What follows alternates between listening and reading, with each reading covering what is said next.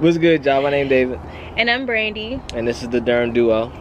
So we just wanted to come on here. We have been talking about making a channel for months now.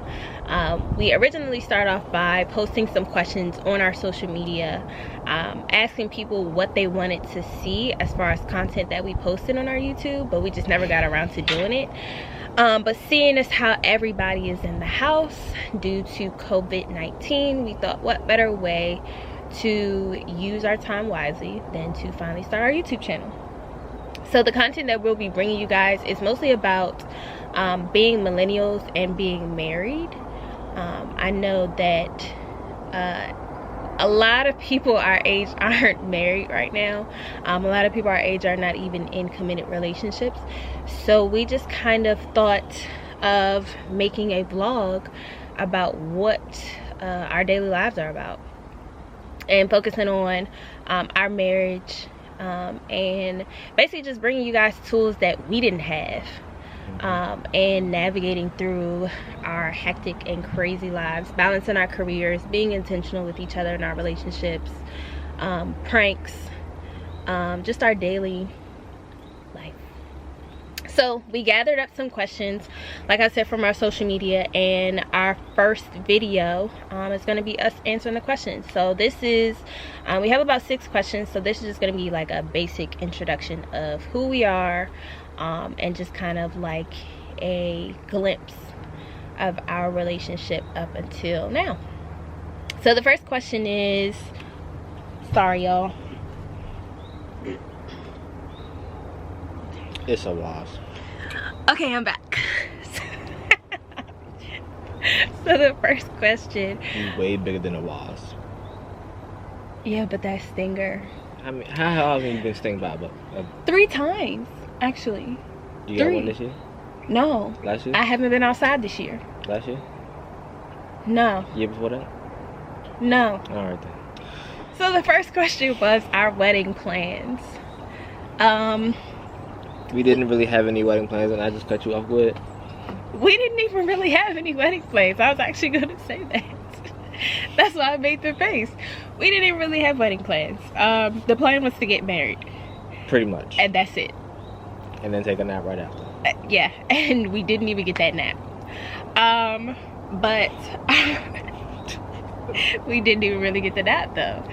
Our wedding plans consisted of us going to the West Coast. We're originally from the East Coast. We're from the DMV area. Our plans were to go to the West Coast, get married, go to Disneyland, come back, And go to work. and go to work. So we went to California. We went down on a Wednesday. We ended up getting married that Saturday. And just to let you know what the date was, it was February 29th, 2020. Yes, we did get married on a leap day. I don't even really know how we even chose the date, honestly. I think you chose the date. I did choose the date, but I think we were laying down, and I think I was reading or something, doing whatever, and I thought about it, and I was engaged on Christmas of 2018, and I think it was around this time last year, and we still didn't even have a date, and everybody kept asking what the date was. And I think I just got sick of not knowing. And I was just laying down, and I was like, you know what, there's a leap day coming up. So I just kind of got up and went to his side of the room, and I was like, you know what, let's get married on a leap day. And he said okay, and we stuck with that. Go for it. I mean, it just was what it was. I don't really know how other people come up with dates.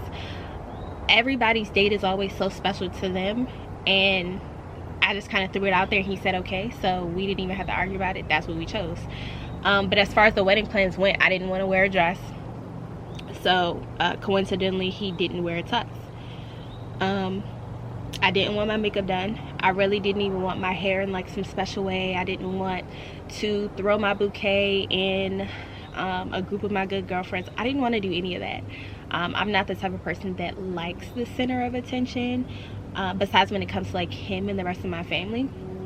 But I don't really like the limelight as much as other people do. And I know that like weddings are super special to a lot of women, but that just wasn't me. That's just not what I wanted. And side note, she did get her makeup done and her hair done. I did get my makeup done and my hair done, which I didn't even want to wear heels. But the wedding plans was just to focus on us. A lot of people get very, very stressed out in the wedding planning process, and for me, I just wanted the focus to be on us. And a lot of people say that the wedding doesn't make the marriage, and I truly wanted to go forth in believing in that. Like, the wedding didn't make the marriage for us. We, up until the day we even got married, we were consistently going to counseling. We were going to counseling every 2 weeks. Definitely recommend it. Yeah, highly recommend it, especially for younger people, and especially if you're juggling multiple things and you're wearing multiple hats. But I just wanted to keep the focus on us. The marriage was about us. It wasn't about anybody else. And a lot of people were very upset that we didn't invite them, that we didn't have it here, that we didn't go all out, that we even got married on a leap day, because they was like, well, how are you going to make it work? And honestly, that wasn't anybody's business. I mean, we just want to just, celebrate every 4 years, do a big trip or something out of the ordinary every 4 years. And how we celebrate it every year, we just do it basically on the 28th and on the 1st. Yeah. I mean, you make it work. Whichever day is more feasible for you, you just celebrate it on that day. Honestly, it's not about the anniversary. It's just celebrating the fact that we made it one more year. Yeah. To me, that's what it meant. And the date doesn't matter. I could celebrate you right here and right now. It doesn't matter what day it is. But I think that comes from a part of it. I think that comes from us being very young. We don't really value what other people have valued years ago. So that was it. We just wanted something that was going to make us happy, and we didn't want to do anything that somebody else was kind of like forcing down our throats. So we chose to get everybody custom made shirts, and we required everybody wear jeans. We had a very beautiful ceremony, on Malibu Beach. Weather was perfect. The weather was definitely perfect. And we went to lunch afterwards. Still didn't get that nap though, but it's okay. But for those that don't know, we met at work, and we were working together in the same store for about 1.5 years. And then even after that, we were still working in the same company for about a year after that. I mean, as far as work and, personal life, it was definitely not easy, because you both work in the exact same store and you all go do almost the exact same thing. But outside of that, when you do have, your days all together, you typically want to spend it with your significant other and family, because working in retail, you really don't get that option in most retail stores. Yeah. But for us to, come together and make things work, we happen to separate work life and our personal life, and then happen to bring it together when we needed to separate from each other. Yeah. And it worked out pretty well. Look at us now, to be honest. I'm still in retail. She's no longer in retail. But we do have the exact same days off, which is actually perfect. Yeah. And I would say the one thing that we definitely strived to do when we were working in the same store, and even when we weren't working in the same store but still working in the same company together, I would say that the days that we did have off together, or like when we chose to take vacations together, we didn't talk about work at all, not once. And it was times where we wanted so badly to talk about work, but the other one was there to remind us, like, hey, we need to disconnect. And oftentimes a lot of people come home to their spouses or even their partners, and they vent about work, and it works for them. But because of the fact that we pretty much had the same career at one point in time, it just didn't work for us. So we had to find another way around it. There were times that we definitely did vent to each other. There are still times where he vents to me, and I'm still there in that moment, just because you never forget a job, especially because I worked for that company for 5 years. So I never forget what it feels like to be an employee of that company. But there's still a cutoff point. I think he has about an hour to vent to me about his job, and even he catches himself and he's like, okay, this is the last thing that I'm going to talk about for work, and that's it. It just works for us. The engagement process, I don't know who asked this question, and I honestly don't even know what you mean by it, but I'll try my best. The engagement process, I don't know anything about. The engagement process was basically trying to get everyone from her family and my family together all in one place. Because back then she was still working retail. We were both still working retail, and we didn't really have no days off. So the best plan I came up with was on Christmas. I mean, everyone's pretty much off on Christmas, so I called up her dad. I called up my parents. Called up the rest of her family. We all came in as one, and then I brung her into the living room, and I had a little semi-speech, but really wasn't a speech. It was just basically like, hey, I need y'all attention. Um, and we went from there. I legit thought that we were praying over the food And yet the food wasn't even in the there. food was nowhere near where we were. But it was so odd, and I was honestly just on the high because Christmas is my favorite holiday. And when I was called into the living room, I thought we was even just about to like open up gifts, like play white elephant or something. And even as he was like making his speech, I still had no clue. And then the waterworks hit, and then I was engaged. But it was very special to me just because, number one, that's my favorite holiday, and number two, and the biggest thing about it, is that my entire family came together, and I haven't seen my entire family together in years. And the fact that they came for him, because this was his moment to begin with, the fact that they came for him meant a lot, because I knew that he was officially accepted into the people in my life, the people into my life's lives. Yeah. The next question is how you made it work, being together, living together, and working together. It is not easy. It's not easy. It's not easy. I get on her nerves, she gets on my nerves. She mainly gets on my nerves the most, though. Yeah. I would say it's pretty challenging, but there are good times and there are always bad times. But the good does outweigh the bad. And we're doing this now. I mean, we've been doing it ever since we've been together back in 2017. And it's just been a blessing, to be honest. I love her. She loves me. I know she does. She better. But, I mean, living together, working together, I mean, it does weigh out the options, especially knowing that we both have weekends off. It's pretty cool. We do a lot, especially when it comes around family. We tend to see most family during the weekend. So, like, if it's not my family, it's her family, vice versa. Or her best friend or my best friend. We either go out to them, they come out to us. We just like to spend it, I would say, wisely, especially to connect with one another, just to make sure that we check in with everyone that we love, and everyone that loves us check in with us, pretty much. The one thing that I noticed, even though we weren't working in the same store towards the end of my career with the company that we were both working for, I knew that it was going to be one or the other. I knew it was either going to be me or it was going to be us. And what I mean by that, I didn't sacrifice myself when it came down to us, but I sacrificed myself with the company that I was working for. And I was sacrificing the happiness that I had. And I was letting them, like, literally steal my joy. So I knew that I was going to have to go. I was going to have to remove myself from the situation. It was going to have to be me. Just because the happiness that I was not receiving from the company, I wasn't getting it from anywhere. And no matter how much he was choosing to love me, I still wasn't happy with where I was. And it was reading in our relationship.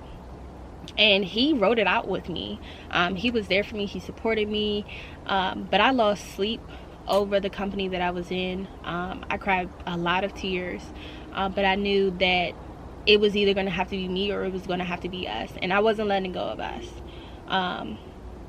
So I let go of me in that company. And like I said, I don't want to say that I sacrificed myself, but my happiness was being jeopardized. And like I said, it was reading in our relationship. So I knew that I had to cut I basically just had to cut a cancer out of my life, and I knew that my time was ending. And ever since I've changed careers, I'm now in a field that I studied in college, which is a plus.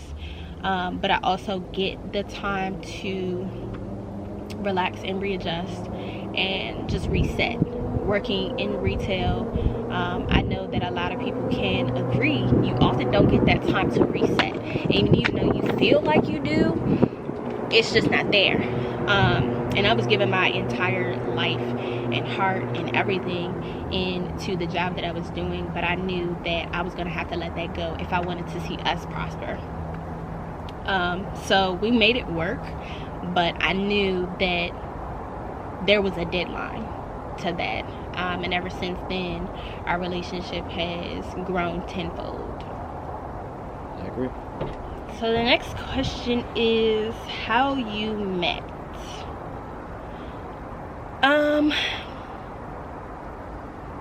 So we met at work. It kind of happened over a course of some months. It started off the very first day. He was new at the store that we were both working at, and he asked for an override, and it just boiled down to me, him, and a customer just going back and forth with each other. And the customer ended up not buying anything. He ended up not getting the override. I ended up irritated. I ended up getting an attitude.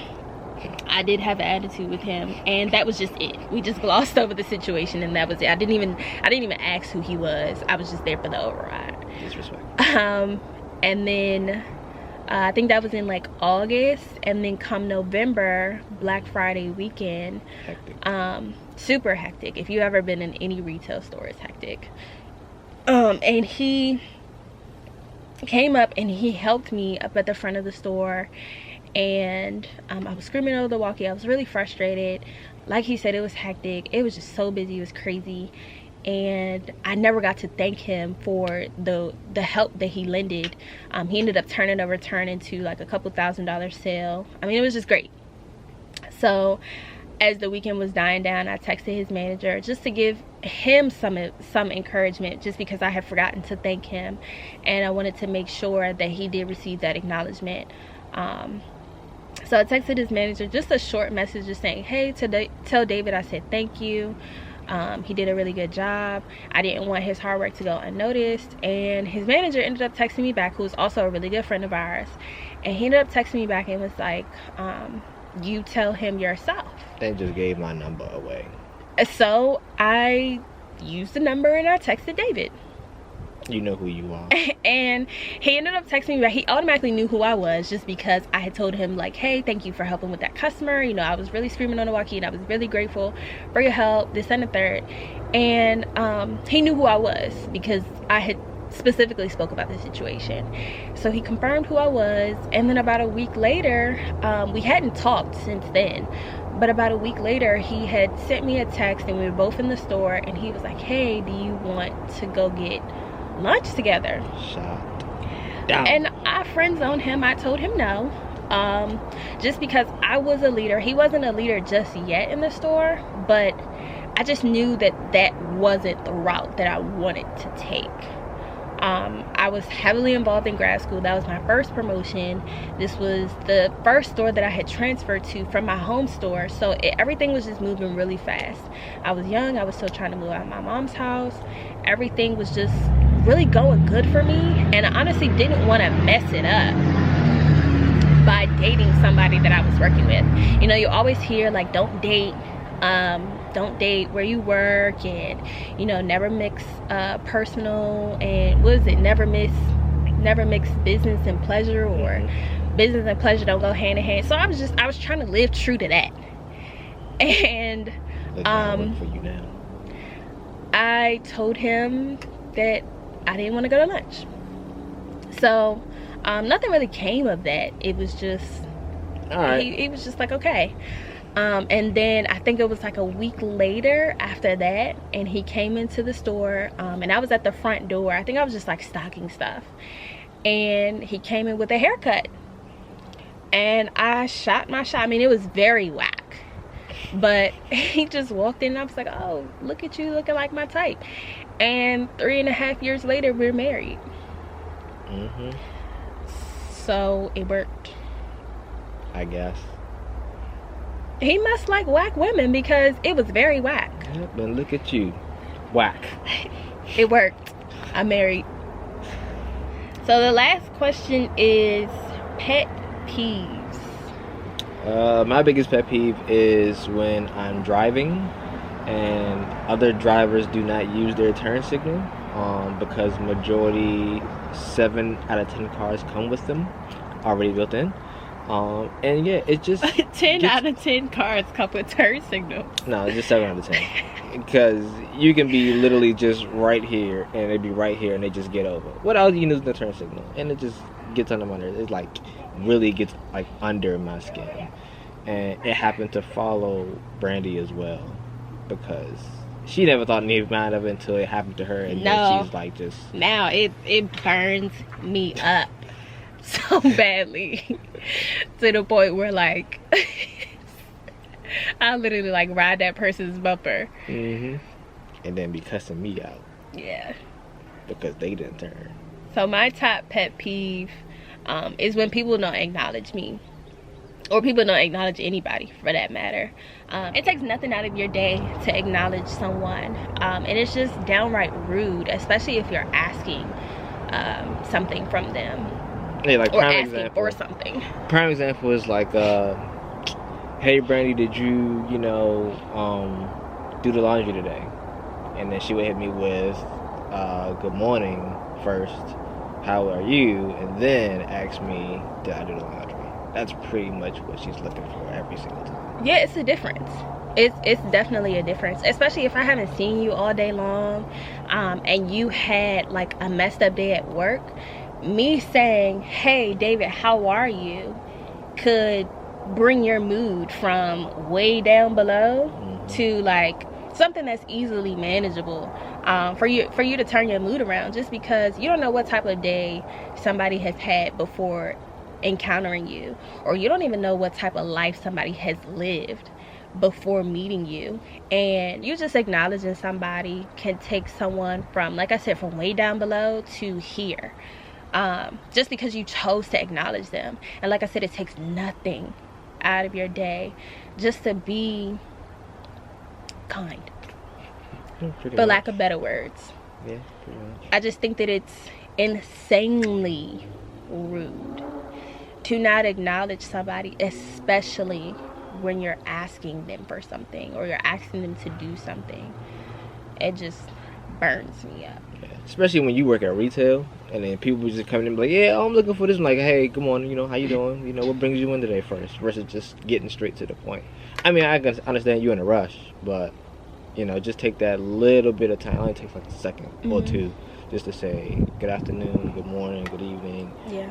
That's it. And sometimes you can be moving just a little too fast, just wanting to get things done.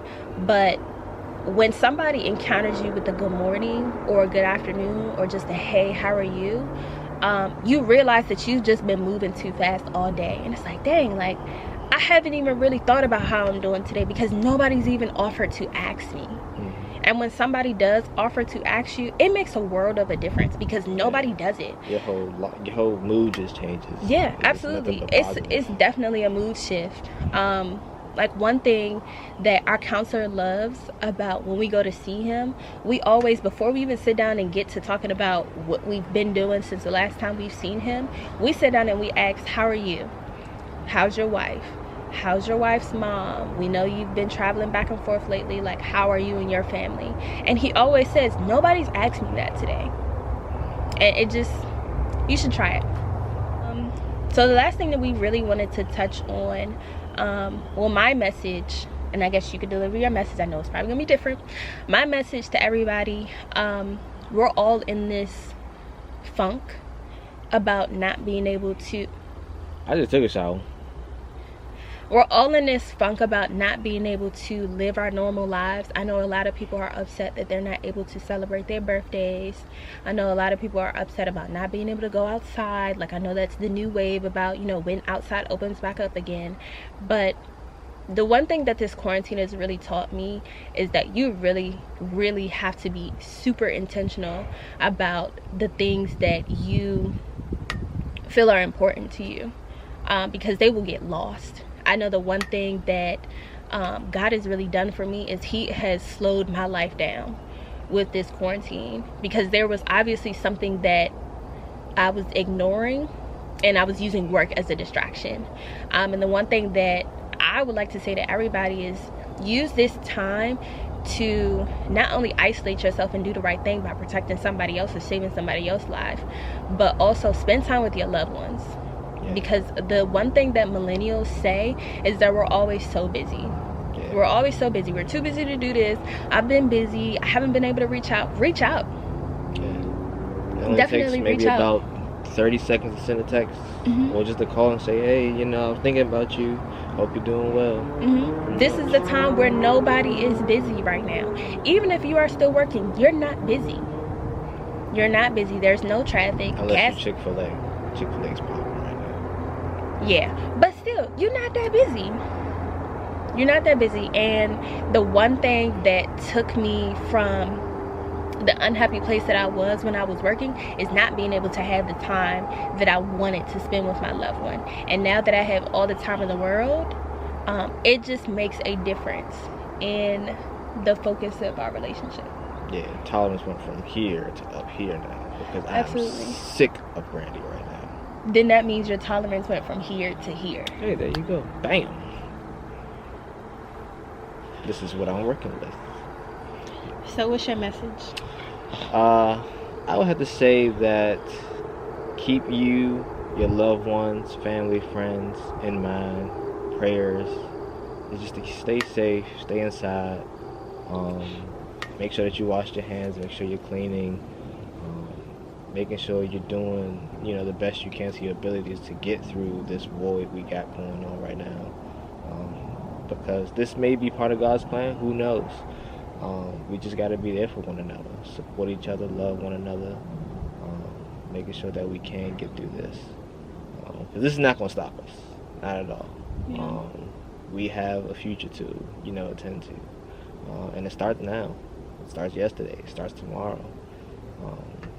I would say that even though it's nice outside and we're recording this outside, we're only going to be out here just for the video. After that, we're going right back in the house, wash our hands, sanitize, lotion up, do everything we got to do to make sure that we're still safe and we're still clean. We're still making sure that we are trying not to get infected as well. So you just keep your prayers up to them, making sure that they're okay, and then if they need anything, just make sure you'll be that person to acknowledge the fact that you're there for them. Yeah, and keep your mental right. A lot of people choose to stay busy just because they're choosing to avoid things that throw their mental off, and now you have nothing but time. Check in with yourself. If you need it, there are services out there that host Zoom calls. Say a prayer, read a book. A lot of people that I know stay busy because, not that they can't handle themselves mentally, but like I said, there's something that they've been avoiding. And I've honestly been using this time with my spouse to say, you know, this is how I've been feeling. I don't want to feel like this anymore. How can we work on me not feeling this way? And how can I make you happier by not putting those feelings onto you? Or am I affecting you when I feel this way?